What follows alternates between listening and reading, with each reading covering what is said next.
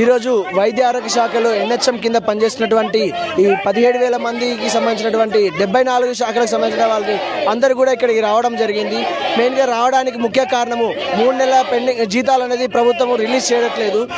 తెలంగాణలో అత్యంత ఇంపార్టెంట్ అయిన పండుగ దసరా పండుగ.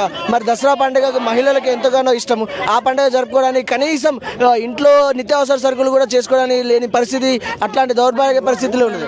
అందరి పిల్లలే కానీ గోల్డ్ మావి కానీ గోల్డ్ అని కూడా తాకట్టు పెట్టేసినాం బ్యాంకులలో.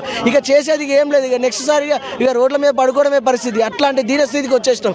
తినడానికి తిండి లేని పరిస్థితిలో కూడా ఉంది.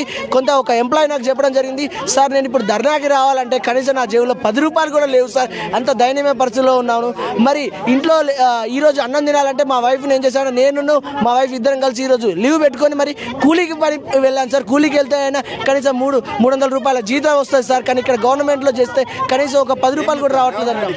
రేవంత్ రెడ్డి గారికి చెప్పేదలుచుకున్నది ఏంటంటే ఇట్లా వైట్ కలర్ ఉన్న ఉద్యోగులందరినీ బయటికి తీసుకురాకండి, తీసుకొస్తే చాలా నష్టం జరుగుతుంది. ఎందుకంటే ప్రజాప్రభుత్వం అన్నారు, మరి ప్రజాప్రభుత్వం అన్న కాంచి ఇంతవరకు మరి ఎటువంటి జాబులు రిలీజ్ చేశారో వారికి కూడా తెలుసుకోవాలి. అంతకుముందున్న ప్రభుత్వం ఏవైతే నోటిఫికేషన్స్ ఇచ్చిందో ఆ నోటిఫికేషన్ సంబంధించిన వాళ్ళకి మాత్రమే ఇప్పటి వరకు జాబ్స్ ఇవ్వడం అనేది జరిగింది.